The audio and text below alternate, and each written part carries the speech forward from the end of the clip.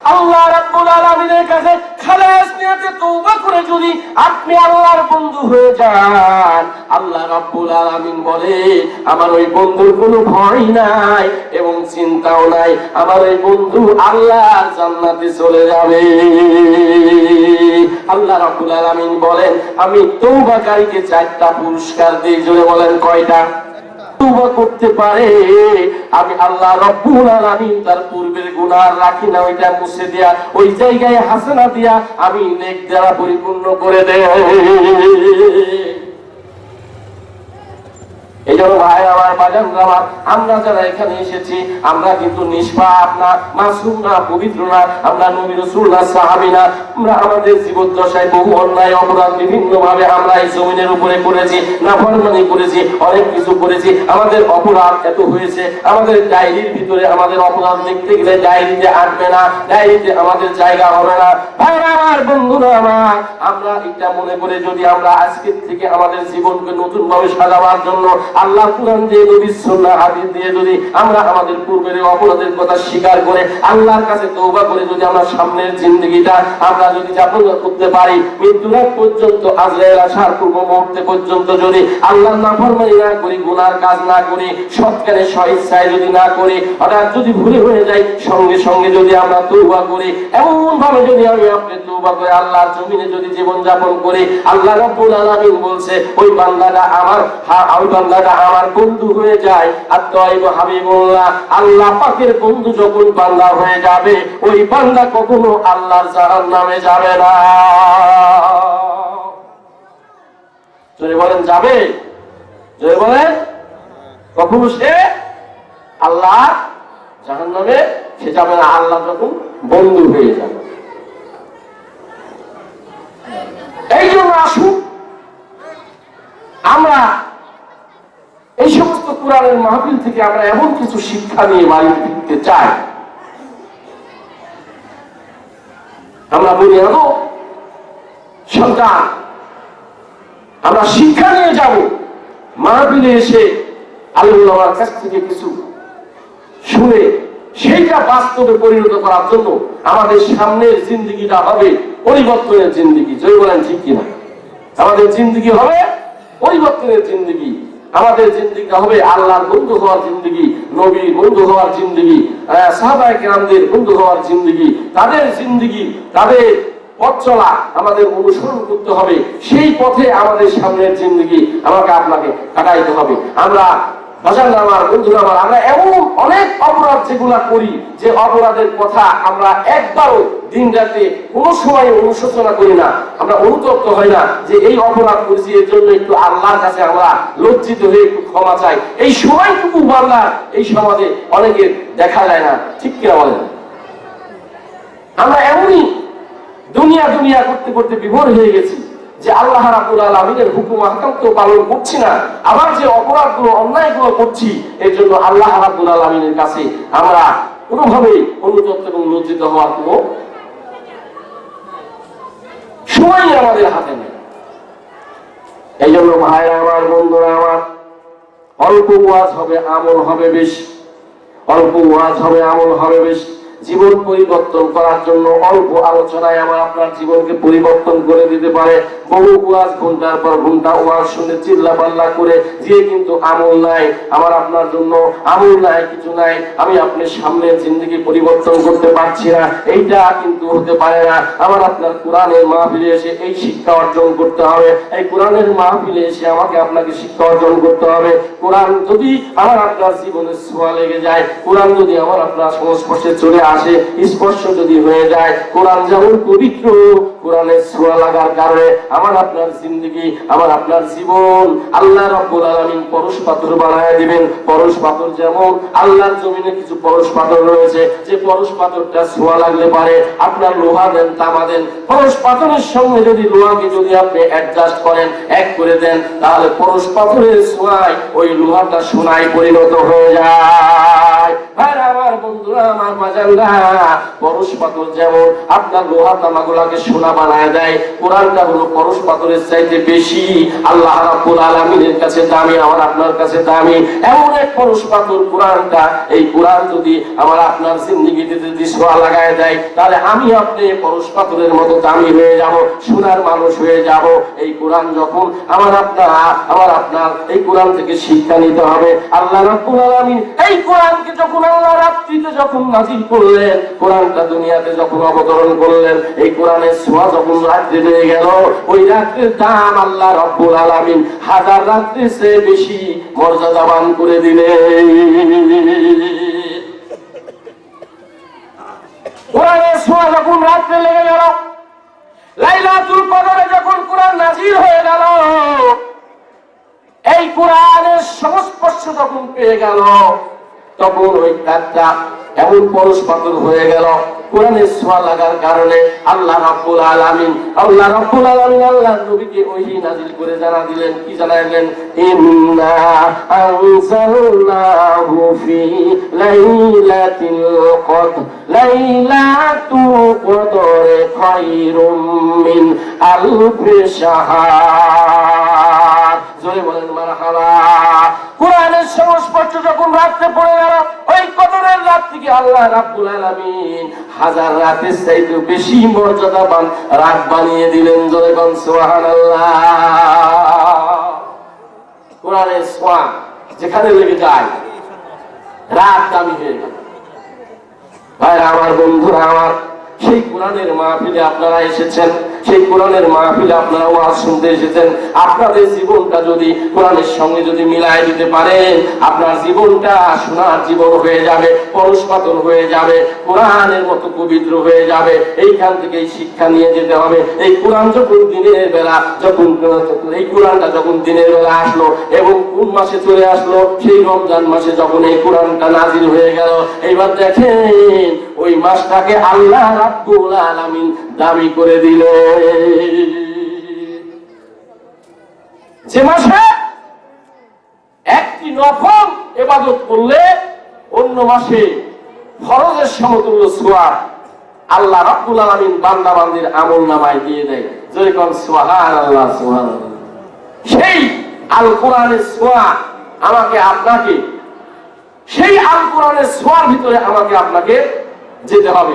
আল কোরআনের ছোঁয়া যখন পড়ে যাবে, তখন আমার আপনার জীবন, আমার আপনার জিন্দেগি আল্লাহ রাব্বুল আলামিন কোরআনের মতো পবিত্র সোনার জিন্দেগি আল্লাহ পাক বানায় দিবেন। জোরে বলেন ঠিক কিনা? আর জোরে বলেন কিনা? এই জন্য আমাদেরকে কোরআনের ছোঁয়া লাগাইতে হবে। আমাদের কি করতে হবে? কোরআনের ছোঁয়া আমাদেরকে লাগাইতে হবে। আল্লাহ রাব্বুল আলামিন কোরআনের ছোঁয়া যদি বান্দা বান্দির ভিতরে লেগে যায়, তাহলে ওই বান্দা বান্দি তখন আল্লাহ রাব্বুল আলামিন কোরআনের মতো মর্যাদাবান হয়ে শ্রেষ্ঠ মাখলুক আল্লাহর গোলাম হয়ে যায়। জোরে বলেন সুবহানাল্লাহ। এই জন্য আল্লাহ রাব্বুল আলামিনের কাছে আপনাদের তওবা করতে হবে খালেস নিয়াতে। আল্লাহ, বিগত সময়ে যা অপরাধ করেছি, গুনাহ করেছি, সেখান থেকে আমাকে ফিরে আসতে হবে। এই জন্য আমাদেরকে কি করতে হবে? আমাদেরকে আল্লাহর এই জমিনের উপরে কোরআনকে আমাদের জীবনের সাথে মিলাইতে হবে, কোরআনের জিন্দেগি বানাইতে হবে। কোরআনের বিধান যা আছে সেই বিধান অনুযায়ী জীবনযাপন আমাকে আপনাকে করতে হবে। আর একমাত্র আমার আপনার জন্য এই আল কোরআনের পথেই শান্তি, অন্য পথে শান্তি। জোরে বলেন শান্তি আছে? অন্য পথে শান্তি? আল কোরআনের পথ, এই পথই আসল পথ। আল কোরআনের পথ, এই পথই আসল পথ। অন্য পথে অন্য মতে নেই যে রহমত, অন্য পথে অন্য মতে নেই যে রহমত। আল কোরআনের পথ, এই পথই আসল পথ। আল কোরআনের পথ, এই পথই আসল পথ। অন্য পথে অন্য মতে নেই যে রহমত। জোরে বলেন মারহাবা। আল কোরআনের আলো যার জীবন আলোকিত, সে চির বিপ্লবী নয় কখনো ভীত। আল কোরআনের আলোয় যার জীবন আলোকিত, সে চির বিপ্লবী নয় কখনো ভীত। তার বুকেতে শুধুই খোদার অতই মহব্বত, অতই মহব্বত। আল কোরআনের পথ, এই পথই আসল পথ। আল কোরআনের পথ, এই পথই আসল পথ। অন্য পথে অন্য মতে নেই যে রহমত, অন্য পথে অন্য মতে নেই যে রহমত। আল কোরআনের পথ, এই পথই আসল পথ। আল কোরআনের পথ, এই পথই আসল পথ। অন্য পথে অন্য মতে নেই যে রহমত। আল কোরআনের আলোয় যার জীবন আলোকিত, সে চির বিপ্লবী নয় কখনো ভীত। আল কোরআনের আলোয় যার জীবন আলোকিত, সে চির বিপ্লবী নয় কখনো ভীত। আমার বন্ধুরা আমার, আল কোরআনের পথ আমাকে আপনাকে স্মরণ করায় দেয়, আল কোরআনের ছোঁয়া আমাকে আপনাকে স্মরণ করায় দেয়। আমার আপনার জীবন সামনের জিন্দগিটা আমাকে আপনাকে আল্লাহর কোরআনের পথে আমাদের দিতে হবে। আল্লাহর কোরআনের পথ হলো শান্তির পথ, আল্লাহর কোরআনের পথ হলো ইহকালে শান্তি, পরকালে শান্তি। আল্লাহর কোরআনের পথে যদি জীবন আমি আপনি পরিচালিত করতে পারি, আমি আপনি দুনিয়ার থেকে যখন কবরের জিন্দগিতে যাব, আল কোরআনের আলো দিয়ে কবরটাকে আল্লাহ রাব্বুল আলামিন আলোকিত করে দিবেন। ভাই আমার, বন্ধুরা আমার, বাজানরা, কান খুলে শুনুন, আল্লাহর কোরআনের সঙ্গে মহব্বত ভালোবাসা দিয়া যদি আমি আপনি এই জমিন থেকে বিদায় নিয়ে যদি কবরের জিন্দগিতে যেতে পারি, তাহলে আল্লাহ রাব্বুল আলামিন জাহান্নামের যত আযাব আছে কবরে আসবে, এই আল কোরআনের জিন্দগি, আল কোরআনের ছোঁয়া আমার আপনার জীবনে লাগার কারণে আল কোরআন আমার আপনার জন্য কবরে এমন ব্যারিকেড হয়ে যাবে, আল কোরআন এই জায়গায় জবান খুলে যাবে। জাহান্নামের যত শাস্তি কবরের ভিতরে আসবে, আল্লাহর কোরআন বাধা দিয়ে জাহান্নামের আযাবকে দূরে সরায় দিবে। জোরে বলেন সুবহানাল্লাহ। একটু জিকির করেন লা ইলাহা ইল্লাল্লাহ। জোরে জবান খুলে পড়েন লা ইলাহা ইল্লাল্লাহ,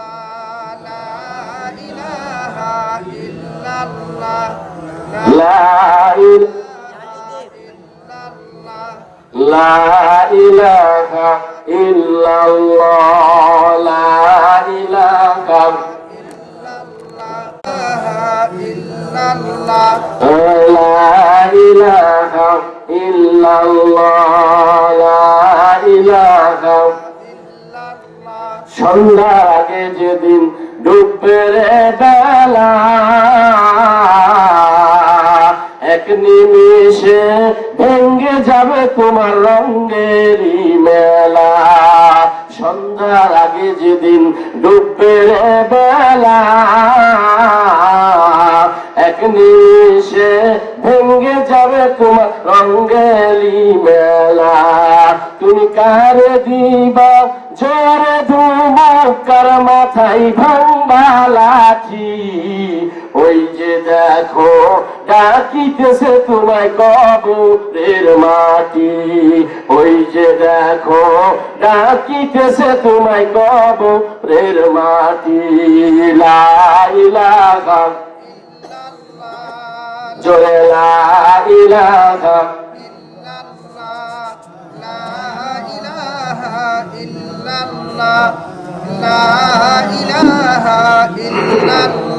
জোরে লা ইলাহা ইল্লাল্লাহ, লা ইলাহা ইল্লাল্লাহ, লা ইলাহা।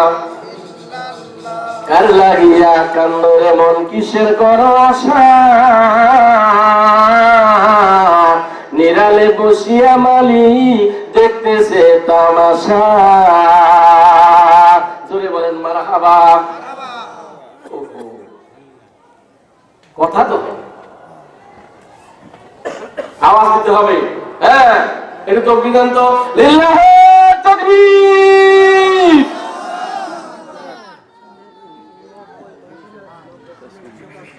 আরেকটা হবে লিল্লাহি তাকবীর।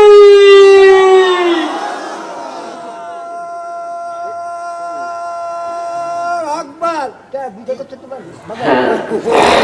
ঠিক আছে ঠিক আছে। আবার হবে লিল্লাহি তাকবীর। আলহামদুলিল্লাহ বলেন, আলহামদুলিল্লাহ বলেন। হ্যাঁ, আবার জিকির করেন লা ইলাহা, জবান খুলে পড়েন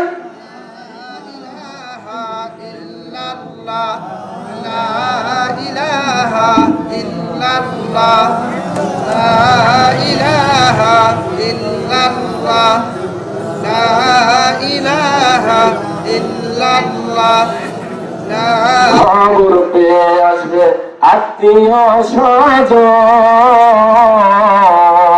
তোমার চারিপাশে বসে তারা করিবে কান্দন। জোরে বলেন মারহাবা। খবর পেয়ে আসবে আত্মীয় স্বজন, তোমার চারিপাশে বসে তারা করিবে কান্দন।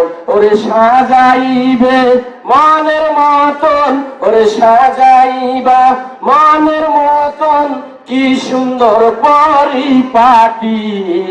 ওই যে দেখো ডাকিতেছে তোমায় কবরের মাটি, ওই যে দেখো ডাকিতেছে তোমায় কবরের মাটি। লা ইলাহা ইল্লাল্লাহ, জোরে লা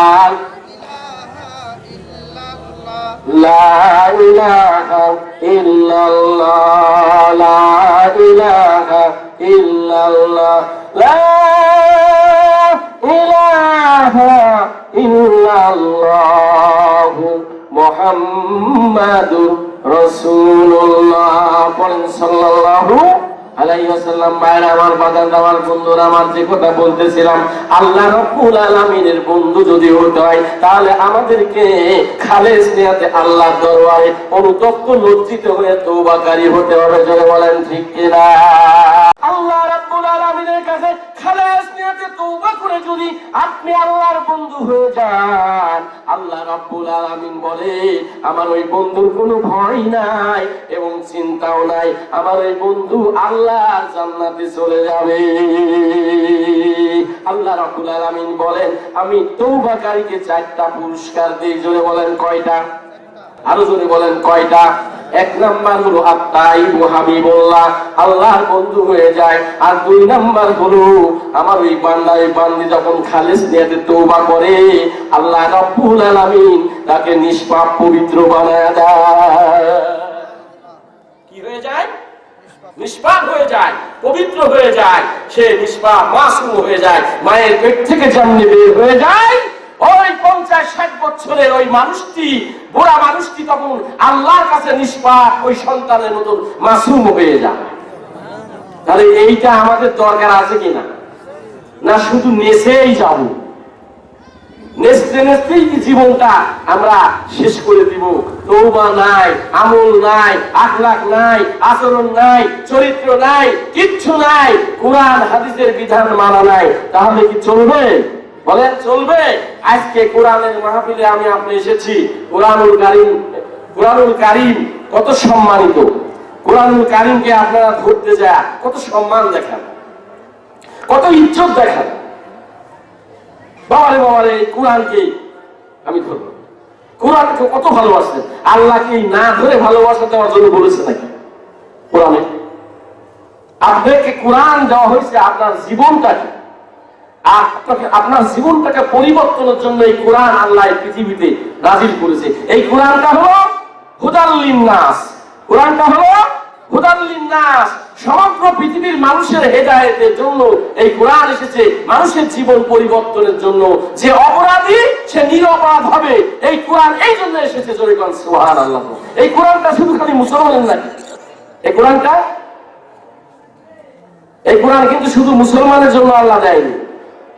এই জন্য এই কোরআনটা সকলের, যে কোনো মানুষ এই কোরআনের ছোঁয়া নিয়ে এই কোরআনের কাছে এসে মহব্বত বাড়ায় সে কিন্তু সে শিরক কুফর থেকে মুক্ত হয়ে এই কোরআনের কাছে চলে আসবে, তখন সে টাটকা মুসলমান মুমিন হয়ে যাবে। যেরকম সুবহানাল্লাহ। এই কোরআন সকলের নয় শুধু মুমিনের, এই কোরআন সকলের নয় শুধু মুসলমানের, এই কোরআন সকলের নয় শুধু মুমিনের, এই কোরআন সকলের নয় শুধু মুসলমানের। তাহলে এই কোরআন মুমিন মুসলমানের জন্য খালি নয়, তামাম পৃথিবীর মানুষের জন্য। হ্যাঁ, এই কোরআনটা আল্লাহ দিয়েছে। যেই কোরআনের বরকতে চলে আসবে, কোরআনের সাথে বন্ধুত্ব করবে, তখনই কোরআন তাকে বন্ধু হিসাবে কোলে তুলে নেবে। আর কোরআন যখন বন্ধু হিসাবে তুলে নেবে, আল্লাহ বলছে তখন আমারও বন্ধু হয়ে যাবে। বুঝতে পারছেন তো কথা? বুঝতে পেরেছেন ভাইরা আমার, বন্ধুরা আমার? বলতে পারেন হুজুর কোরআন তো পড়তে পারি না, কোরআন তো পড়া শিখি নাই। এই কোরআনের এত দাম, এত মূল্য আল্লাহ দিয়েছে। এই পৃথিবী সৃষ্টির পর থেকে আল্লাহ এই কোরআনকে সম্মান করার কারণে, ইজ্জত করার কারণে, আপনার চাইতে নাফরমান গুনাহগার কে আল্লাহ এই কোরআনকে সম্মান ইজ্জত দেওয়ার কারণে আল্লাহ রাব্বুল আলামিন সোনার মানুষে পরিণত করে দিয়েছে। ভাইরা আমার, বন্ধুরা আমার, আপনি মনে মনে ভাবছেন এই কোরআন থেকে আমি দূরে থাকবো, এই কোরআন আমি পড়তে পারি না। ভাইরা আমার, ভারতবর্ষে আল্লাহর একজন বান্দা ফেরিওয়ালা কোরআনের মহব্বতে যখন চলে আসলে কোরআন পড়তে পারে না, বয়স হয়ে গেছে, সারাদিন ফেরি করে, ঘুরে বেড়ায় রিজিকের সন্ধানে। বাড়িতে মেয়ে আছে, ছেলে আছে, স্ত্রী আছে, সারাদিন ঘুরে বেড়ায় এই কর্ম করার জন্য। এইবার যখন সারাদিন ঘুরে এসে এইবার বাড়িতে যখন শুতে যায়, তখন কোরআন পড়তে পারে না। এই জন্য সে চিন্তা করে, আরে হুজুরেরা আলেমেরা ওয়াজ করে, কোরআনের সাথে বন্ধুত্ব যদি হয়ে যায়, কোরআনের ছোঁয়া যদি মানুষের লেগে যায়, তাহলে ওই মানুষটা সোনার মানুষে পরিণত হয়ে যায়। কিন্তু আমি তো ছোটকালে আমার বাপ এবং মা কিন্তু আমাকে কোরআন শিক্ষা দেয় নাই। বাপ মা চলে গেছে দুনিয়ার থেকে, আমি তো এখন বয়স হয়ে গেছে, এখন সংসার হয়ে গেছে, আমার সন্তানাদি আছে, আমার স্ত্রী পুত্র আছে, আমার বিরাট বোঝা মাথার উপরে চেপে বসেছে, আমি তো সময় দিতে পারি না। এই জন্য সে রাত্রে এবার চিন্তা করেছে, পড়তে পারি আর না পারি, এই কোরআনটা খুলে খুলে আমি প্রত্যেক লাইনে পিছে আমার হাতের আঙ্গুল দিয়া দেয় এইভাবে বলবো আর বলবো, আল্লাহ তুমি হুজুরেরা ওয়াজ করে এই কোরআনের মধ্যে নাকি কোনো সন্দেহ নাই। সুবহানাল্লাহ। লক্ষ্মী ফেরিয়া বলছে প্রতিদিন রাতে শোয়ার পূর্বে কোরআনটাকে বের করে এবার ভাইরা হাতের আঙ্গুল দিয়া প্রত্যেকটি লাইনের পিছে পিছে এইভাবে শুধু লোকটা নাড়ায় আর বলে, আল্লাহ হুজুরেরা বলে যে এতে কোনো সন্দেহ নাই, এই কিতাব হলো শান্তির কিতাব, এই কোরআনের পথে যারা যাবে আল্লাহ পথ তারা পেয়ে যাবে, নবী রাসূলের পথ তারা পেয়ে যাবে। লোকটা এইবার এমনি ভাবে প্রতি রাতে যখন এই কোরআনের লাইনের পিছে পিছে আঙ্গুল ঘোরায়, ঘোরাতে ঘোরাতে ঘোরাতে ঘোরাতে লোকটি একটি মুহূর্তে যে অসুস্থ হয়ে গেল, এইবার মৃত্যু সজ্জায় চলে গেল। আল্লাহ পাকের হুকুম হয়ে গেল, আজরাইল চলে আসতো, লোকটি ইন্তেকাল করে ফেললেন, দুনিয়া থেকে বিদায় নিয়ে গেলেন। আল্লাহ কোরআনকে সম্মান করার কারণে, কোরআনকে ইজ্জত করার কারণে যে কোরআনের মাহফিলে আজকে এসে এখানে বসেছেন, এই কোরআনের মাহফিলটা কত দামি, আর কোরআনের সম্মানে যে এসেছেন, আপনার জীবনে বড় সৌভাগ্য। আল্লাহ পাক এমন করতে পারে, আপনি কোরআন পড়তে জানেন না কিন্তু কোরআনের মাহফিলের ভিতরে ঢুকে পড়েছেন। আল্লাহর কসম, যতক্ষণ এই সামিয়ানার নিচে বসে থাকবেন, আল্লাহ রাব্বুল আলামিন আসমান থেকে আপনাদের উপরে আল্লাহ রহমতের বারিধারা বর্ষণ করবে। ভাইরা আমার, বন্ধুরা আমার, কত দামি একটি কোরআনের মাহফিলে আপনারা এসেছেন। সামান্য লোক হলে আল্লাহর কাছে আশেপাশে যত মানুষ রয়েছে তার চাইতে দামি মানুষ আল্লাহ রাব্বুল আলামিনের কোরআনে বসে গেছে। এটাই আমার আপনার জীবনের নাজাতের ওসিলা হয়ে যেতে পারে।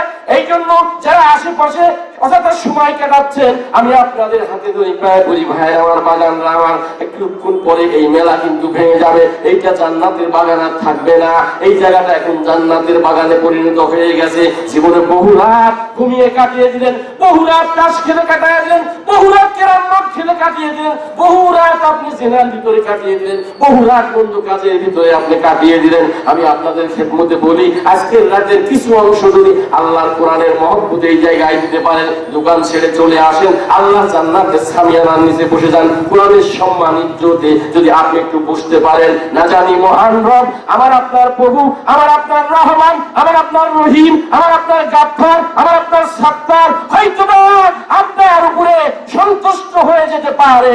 এই ওসিলায় আল্লাহ বলতে পারে, ও বান্দা, তুই আজকে কোরআনের মাহফিলে এসে আলেম ওলামার কথা শুনে তুই তো তওবা করে ফেলেছিস, এখন তো বাড়িতে চলে যাবি। এ বান্দা, কি অপরাধ করেছিস? কত অপরাধ করেছিস? অপরাধের সংখ্যা কত?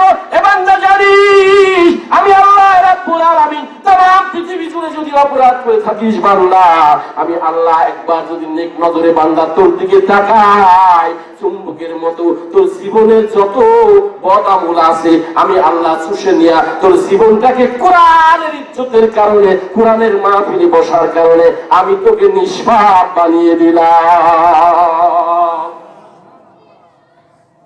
আল্লাহ পারে কিনা জোরে বলেন, আল্লাহ পারে কিনা জোরে বলেন। যদি পেরে থাকে তাহলে আশেপাশে যারা আমার ভাইরা, আমার বাজানরা, আমার বন্ধুরা যারা আশেপাশে ঘোরাফেরা করছেন, আল্লাহর মহব্বতে আল্লাহর কোরআনের মাহফিলে বসে যান। প্রধান বক্তা চলে আসবে কিছুক্ষণ পরে, আপনারা আলোচনা শুনবেন। অনেক দূর থেকে এসে কুষ্টিয়া, মেহেরপুর থেকে আমার বাজানরা, আমার ভাইরা, একটা কথা আপনাদের বলে যাই, আমি আপনাদের সন্তান। এই পৃথিবী থাকার জায়গা, আমার হায়াতুদ দুনিয়া ইল্লা মাতাউল গুরুর। এই পৃথিবীটা কিন্তু ধোকার জায়গা, এই পৃথিবীটা হলো সরলার জায়গা। আমি আপনি কিন্তু আনন্দের ভিতরে বিভিন্ন ভাবে কিন্তু দিন কাটাইছি, আল্লাহর হুকুম বিধান কামের ভিতরে আমি আপনি কিন্তু নাই। কিন্তু একটি কথা বলে গেলাম ভাইরা, আমার বন্ধুরা, আমার বাজার না, এই পৃথিবী আমার আপনার জন্য ধোকার জায়গা, সরলার জায়গা। এই পৃথিবীতে আমি আপনি কিন্তু বেশি দিন থাকতে পারবো না।